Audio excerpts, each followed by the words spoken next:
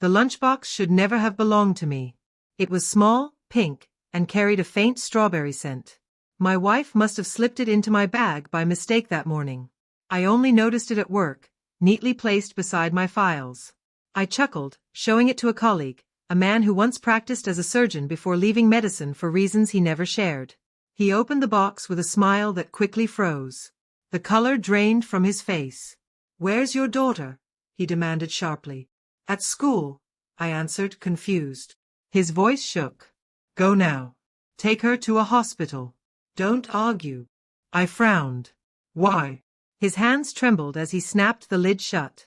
"I can't explain here, but if you don't, she won't make it." The laughter in my throat died instantly. Without another word, I walked out of the office, a cold knot forming in my chest. The strawberry scent clung to me in the car. Sweet, artificial, wrong.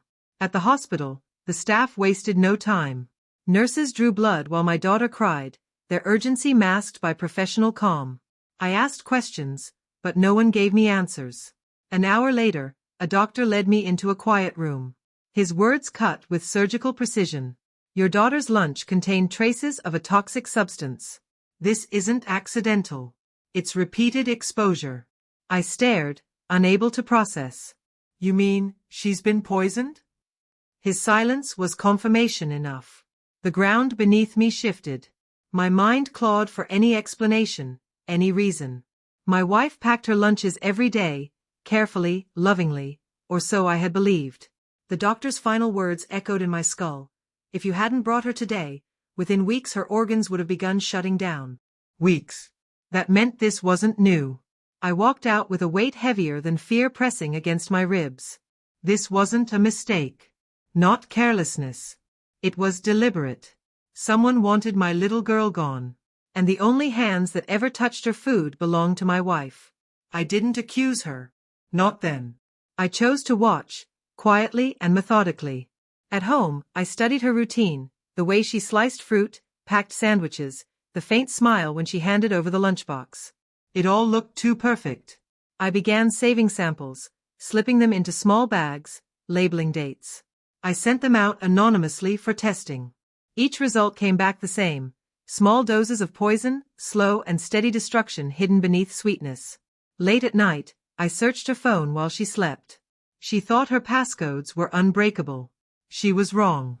What I found was worse than toxins. Messages with a man I didn't know, intimate, coded, plans woven between lines. One line froze me: "It won't be long now. Then we'll finally be free. Free from me. Free from our child." I moved through the days like a ghost, expressionless, careful, never revealing what I carried inside. At work, I smiled. At home, I played the husband. But every glance at her was measured, every silence intentional. She never realized the ground beneath her feet was already splitting. The last test confirmed it, a lethal compound building in my daughter's body for weeks. I printed the report and tucked it into a folder. That evening, as she set the table, I slid the folder across to her. "Read it." She frowned, opened it. Her eyes scanned the page, then froze. Her face drained pale, the same look I had seen on my colleague days earlier. I don't understand." I watched her, calm and steady. "You packed her lunch." My tone was flat, detached. Tears welled in her eyes. Her hands trembled. "It wasn't me. I would never." I tilted my head. "Then who?" Her silence said enough.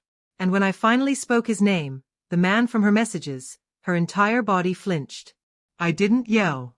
I didn't strike her. Instead, I handed her phone back. "Open it." Every secret lay exposed. "I know everything." Her lips parted, but no words came. I leaned closer, voice low and sharp. "You wanted freedom. You almost had it." She broke, sobbing, collapsing in on herself. I left her in the silence she had created, the truth wrapped around her like a noose. By then, I had already sent everything, the reports, the messages, to people who wouldn't ignore it. The police. Her family. His wife. The chain of destruction was already in motion. All I had to do was step back. The house feels colder now, quieter. My daughter sleeps peacefully, her body slowly healing. She doesn't know how close the shadow had come to taking her. I watch her chest rise and fall, steady and soft, and I feel nothing for the woman who lies in a cell tonight. No grief. No pity. Only clarity. She poisoned her own child for the promise of another man's love. That is who she truly was. And now, with brutal simplicity, I see it clearly. The person I thought I shared my life with never existed.